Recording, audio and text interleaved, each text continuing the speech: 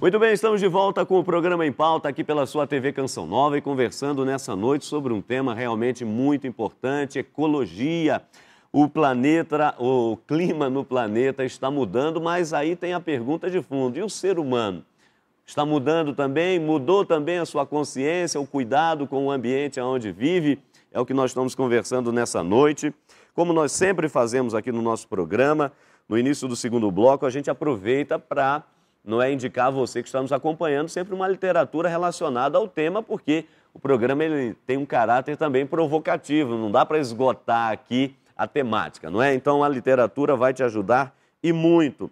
Aqui a primeira dica é do José Carlos Barbieri, Frei fala rapidinho dele, Desenvolvimento e Meio Ambiente, as estratégias de mudanças da Agenda 21, aqui pela editora Voz, já está na sua 11ª edição, ampliada e revisada, não é isso, Frei Moser? Está aí. Isso mesmo. É um dos nossos autores que se destaca. A editora Vozes tem toda uma preocupação ecológica que vem de longe, claro. É a nossa vocação franciscana, claro, mas esse senhor Barbieri é realmente um grande especialista e a vendagem não nos surpreende, porque ele é muito conhecido. Tá certo, Frei. E aqui o livro do nosso querido irmão Afonso Murad, Introdução à Teologia, Perfil, Enfoques e Tarefas. Uma das tarefas da teologia nós estamos aqui realizando. É um livro, uma obra em parceria com o padre Libânio e, claro, o irmão Afonso Murad já está na 8ª edição, revista e ampliada. Está aqui para você, realmente uma obra que vale a pena ter em mãos. Não é isso, irmão Afonso? Esse trabalho ele se destina a quem quer conhecer um panorama geral da teologia, como o título diz, as tarefas atuais do pensamento teológico, e naturalmente uma delas diz respeito à questão do cuidado com o ambiente. Tá certo. Olha, você pode participar do nosso programa, interagir conosco, sempre mandando um e-mail para a gente. O nosso e-mail você já conhece, empauta@cançãonova.com, empauta tudo junto, @cançãonova.com. Você manda um e-mail para a gente, comentando ou mesmo sugerindo algum tema que você queira ver debatido aqui nesta mesa, neste programa. E você também pode interagir conosco de forma mais rápida, não é? Ainda através do Twitter. Então você manda um Twitter aí para a gente, aqui no meu endereço, por exemplo, no @pe_Hamilton e opina sobre o tema desta noite. A gente já tem aqui algumas participações que já está colocando aqui para o irmão Murad e também o Frei Antônio Moser. E também, claro, você pode consultar o nosso blog.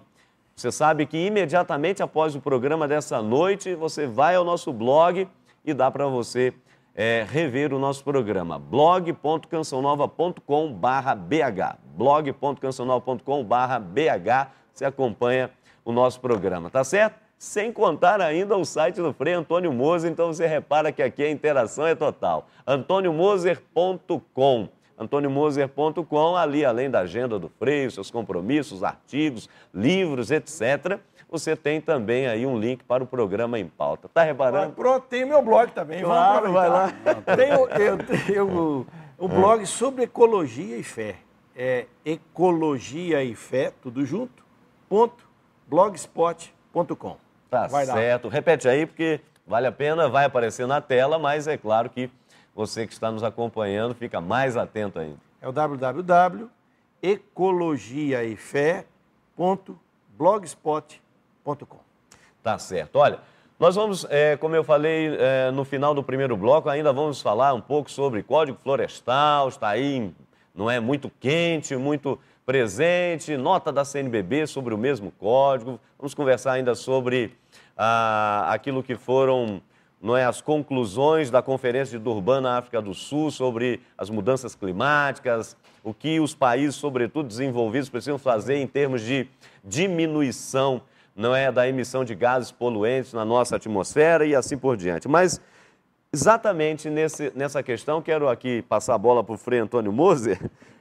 Frei Moser, porque, como o irmão Murad dizia no primeiro bloco, não é apenas um processo que o planeta passa, não é hora aqui, hora ali, não é mudanças nas placas, não é vulcão, isso, aquilo, mas a mudança hoje, temos verificado, exatamente por uma interferência humana, não é? Então não dá aqui para a gente ser muito ingênuo e dizer que isso aí é tudo causa natural, não é? Mas que de fato tem aí uma interferência humana. Então acho que vale a pena a gente começar a conversar sobre essa responsabilidade humana frente às tragédias que nós temos acompanhado, inclusive. Perfeito. Eu começaria dizendo que na medida em que o ser humano foi firmando as suas descobertas, vamos dizer assim, na área da revolução industrial, não é? Primeiro máquina a vapor, eletricidade, etc. Nessa medida, foi se firmando uma consciência de poder. Eu sou o dono do mundo, eu faço o que eu quero, e tirando maior proveito com menor investimento. Aí começa, né? Quer dizer, é o que nós chamaríamos os sistemas de produção, de exploração, literalmente, da terra. Muito bem. Então, basicamente, a grande questão é uma questão ética. Como o ser humano se coloca diante não só da terra, mas diante da criação e como ele se coloca diante da tarefa que Deus lhe confiou.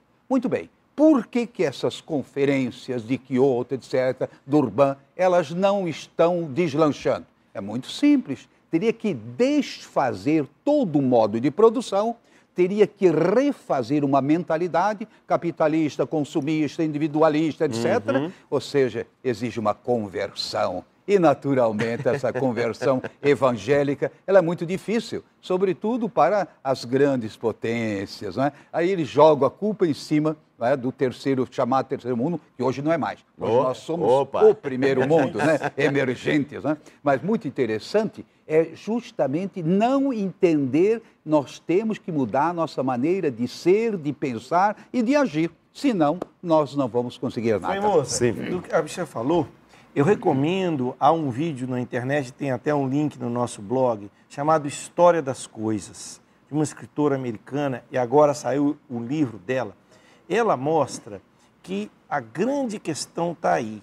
Na natureza, nós temos ciclos. Sim. Né? Agora, a economia de mercado ela é linear. Ela não pensa no processo todo. Então, a questão toda é que se a gente olha o chamado esquema da produção dos bens, você tem extração, produção industrial, transporte, consumo, descarte. Mas isso é linear, parece que não volta. E se a gente hoje tem que pensar em sustentabilidade, que é fundamental para a continuidade da vida do planeta, tem que repensar os processos de extração de produtos, de produção, de consumo e de descarte. Tudo isso tem que ser repensado, mas isso exige uma mentalidade diferente. Diferente, sem dúvida nenhuma. E agora o problema é justamente, o irmão Murad, é a criação dessa mentalidade, que hoje o meio ambiente, o clima no planeta, ele está na pauta aí de quando nós estamos em pleno, no Brasil, ano eleitoral, daqui a pouquinho aí temos as eleições municipais e para eleger os novos governantes, não é? Das capitais brasileiras, vereadores e assim por diante. Então, hoje, em qualquer bom discurso, o tema ecologia, meio ambiente, mudança climática está na pauta. Só que o que a gente percebe é que essa consciência ecológica, ela ainda está acontecendo ainda de forma muito suave. Quais seriam assim, os traços dessa consciência? Que passos ainda precisam ser dados? Para que isso não fique somente na linha do discurso. Essa que é a questão. Verdade. Eu acho que é um conjunto de coisas que vai fazer a gente ter uma nova consciência com relação ao planeta. Eu sistematizei isso em que eu chamo de 7 chaves da consciência planetária. Uma chave é o encantamento. O ser humano precisa redescobrir a beleza da água, a beleza do meio ambiente, dos pássaros, das plantas. Essa experiência que Francisco tem, que é fundamental, que nós, seres humanos, estamos perdendo. Né? Nós moramos em cidade, a gente não sabe quando tem uma lua cheia, não é verdade? Não para ver um pôr do sol. Então, o encantamento é importante, porque quando você fica encantado com o meio ambiente, dá vontade de cuidar. A segunda chave, eu chamo a chave da indignação. Nós temos que realmente ficar indignados quando você vê uma destruição enorme de uma floresta, como a gente vê na Amazônia, queimadas, poluição do rio. Porque a indignação move a gente para mexer, para mudar, né? A indignação. Terceira chave é a informação. Graças a Deus, hoje, nós temos acesso a muita informação. Você entrar água, poluição do solo, na internet tem muita informação, graças a Deus. Mas a gente tem que buscar, ir aí selecionar as informações que sejam de qualidade. E como você tem informação demais hoje, tem que ligar as informações entre si. Exato. Aí vem a questão da visão sistêmica. Quer dizer, que é a quarta chave. A gente só consegue ter uma visão ecológica quando consegue entender o que água tem a ver com floresta, o que floresta tem a ver com ser humano e com temperatura, começar a fazer as ligações. Então, a visão sistêmica é fundamental. Além disso, vem a questão da mística. A nossa experiência de reler as narrativas bíblicas da criação, de perceber como no projeto salvífico de Deus não estão somente os seres humanos, mas nós também estamos. Aliás, você tem um texto bíblico aí. Pois é, eu estava meditando o ano passado, no tempo do Advento, o Isaías 45, versículo 18, diz assim: Javé criou os céus e formou a terra, e as fez não para ser um caos, mas para ser habitada. Isso foi uma iluminação para mim. Eu disse, gente, nós seres humanos estamos transformando o nosso planeta num caos. Deus criou para ser habitada por nós seres humanos e por outros seres também. Então, a quinta chave é essa da mística. A gente ir descobrindo uma espiritualidade à luz da Bíblia e da tradição da igreja que inclua os outros seres na nossa experiência de Deus. A sexta chave são as ações individuais. É muito importante que cada um faça a sua parte.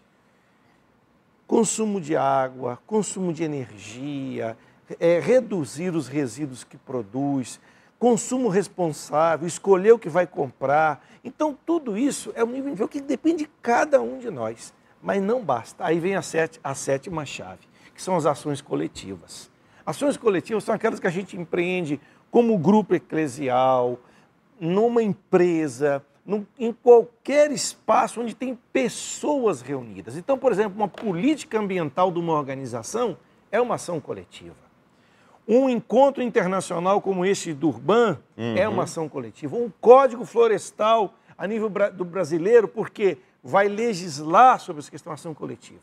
Então, resumindo as 7 chaves, que eu acho que são fundamentais para a consciência socioambiental: encantamento, indignação, informação, visão sistêmica, mística, ações individuais e práticas coletivas.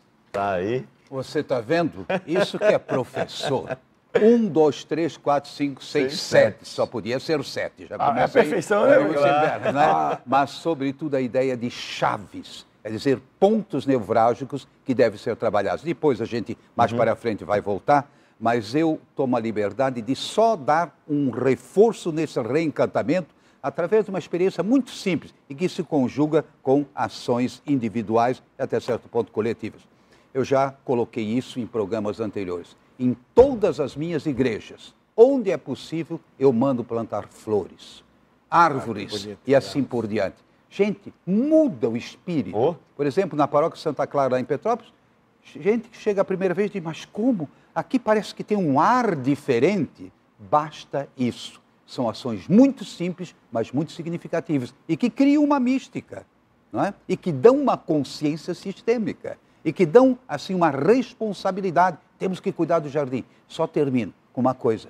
Até as crianças respeitam as flores. Não tocam nas flores. E ai de quem colocar a mão, porque ela já grita, está roubando as flores da igreja. Não pode. Tá certo, olha. Vamos reparar então agora como as pessoas estão, sintonizadas naquilo que nós estamos falando. Nós fomos às ruas e perguntamos como a humanidade influencia diretamente aí no clima do planeta. Vamos ver o que as pessoas responderam. Tudo é o ser humano. O ser humano constrói tudo e destrói tudo. Vai depender dele, né? Da mentalidade. Se cada um fizesse a sua parte de jogar onde tem que ser jogado, no lixo, preservar mais a natureza, não degradar tanto como é que está tudo, ajudaria bastante, né? Ele contribui muito para o aquecimento global, né? Com toda certeza. O ser humano influencia de várias formas. Utilizando mal a natureza, né, criando condições adversas para a natureza e tantas outras mais. Bastante. A poluição, né? Hoje ninguém respeita nada, joga lixo na rua demais. Ninguém está respeitando não, mas acho que influencia bastante. Porque nós não temos que cooperar com a limpeza, não jogarmos nada no chão, não maltratarmos as árvores, molhar as nossas plantas em frente da nossa casa. Então eu acho isso muito importante, não é? Tá certo, olha aí que maravilha. Antes ainda de irmos para o nosso intervalo, que o comentário do Frei Moço, você ia dizendo, Frei, por favor? Não, ia dizendo que a primeira pessoa que falou, o ser humano constrói e destrói ao mesmo tempo. E muitas vezes destrói aquilo que construiu. É muito significativo, é muito profundo isso aí. Tá certo. Olha, nós temos aqui a participação também no pessoal do Twitter, o irmão Murad, a Camila Amara, ela diz o seguinte, olha, realmente o clima no planeta mudou muito, mudou sim, mudou muito. Muitos valores antes aprendidos eram colocados em prática, interessante. Porém, hoje nada mais se faz, infelizmente. A Paula está dizendo aqui, olha, todos nós cristãos precisamos nos responsabilizar pela preservação do meio ambiente criado por Deus. Aliás, a criação geme em dores de parto, né? A campanha da fraternidade do ano passado. E as desordens do meio ambiente são reflexos da falta de cuidado do homem. E a Eliane mandou agora o Twitter, ela está dizendo, olha, padre, o que nós podemos fazer para o clima do nosso planeta de modo que não seja tão afetado? E aí, isso vai ficar para o nosso terceiro bloco. A gente percebe como é que as pessoas também estão antenadas naquilo que a gente está conversando aqui.